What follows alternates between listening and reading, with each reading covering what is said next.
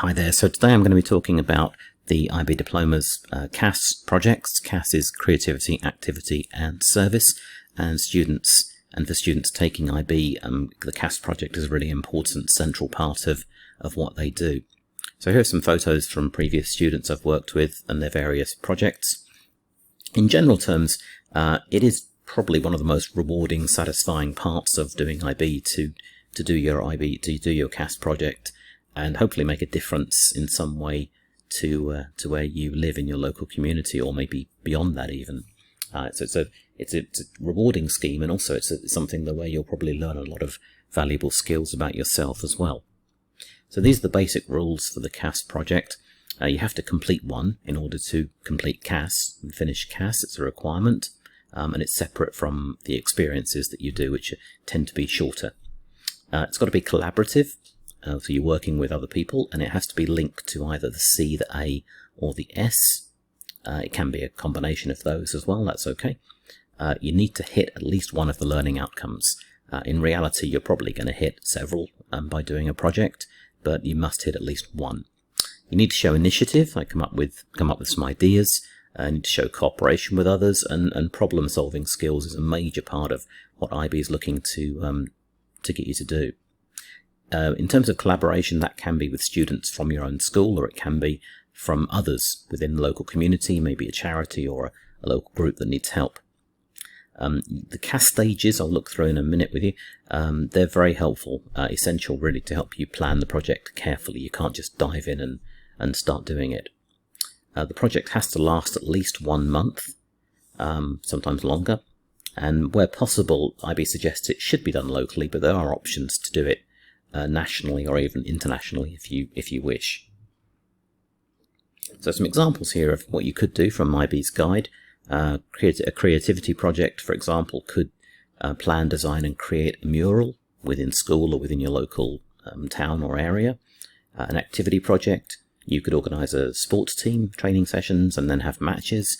Possibly a competition of some kind would be good to organise. Our service project, they're very common.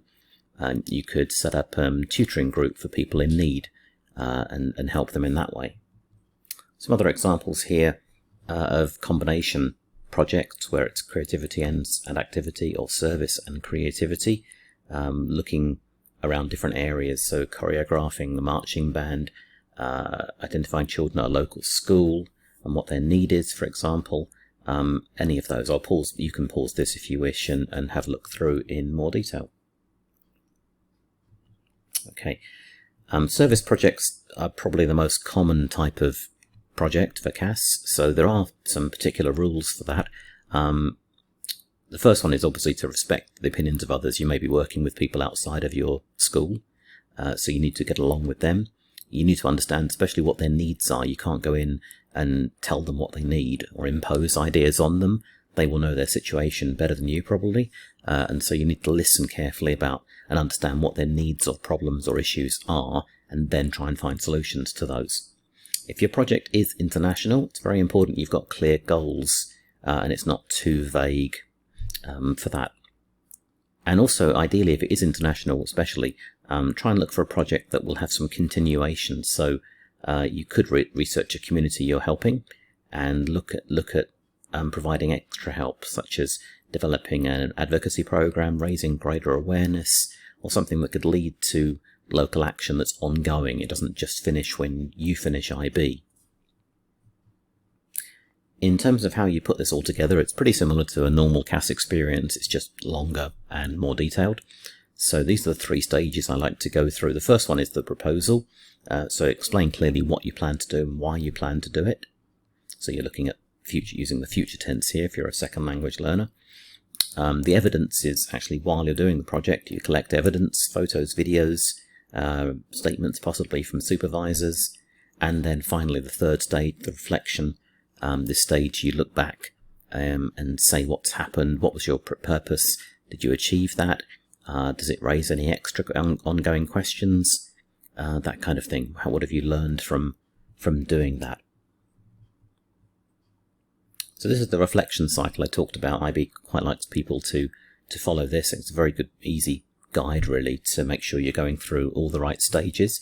I'll just go through this briefly for you. So the first stage is the investigation.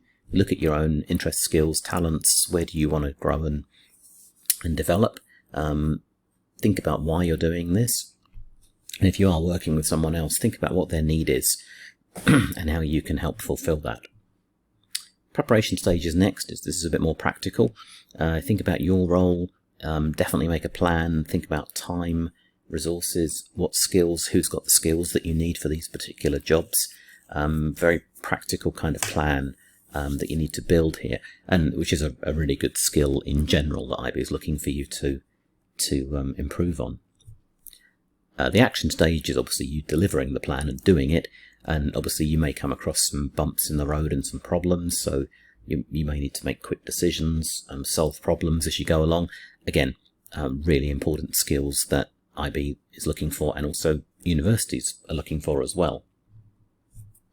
The reflection, once it's happened, as I said, you describe what happened, but also think about maybe any questions that are raised, other things you would do differently, and basically what have you learned from those experiences? How have you met those particular learning outcomes that you said you were going to?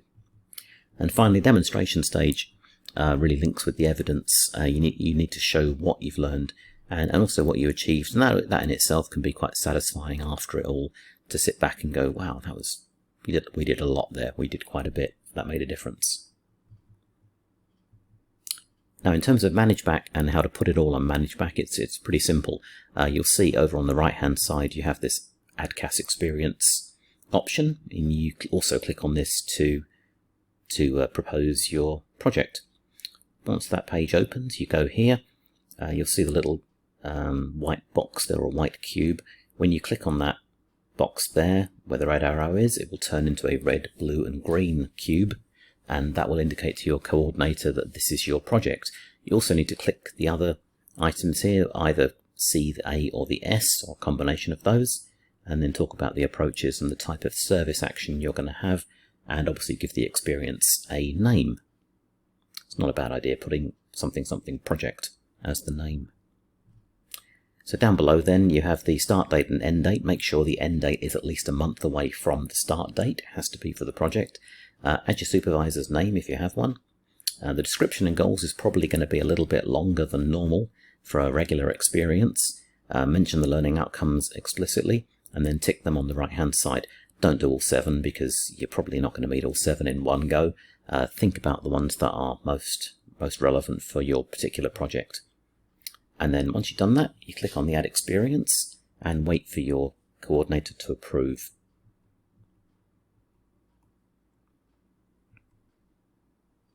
And then finally, after you've done your experience, you need to add the evidence, which usually is in the form of photos or videos, and explain again how you've met those learning outcomes. Once you've done that, your supervisor and then your coordinator can review the experience, maybe give you some feedback, and that pretty much is your project completed. So like I say, it is certainly one of the most rewarding things that I think most students do in IB, and so have fun with it. Think about the skills that you're going to need, think about the skills that you're developing as you go through it, and I hope you really can enjoy it and make a difference. Thank you very much.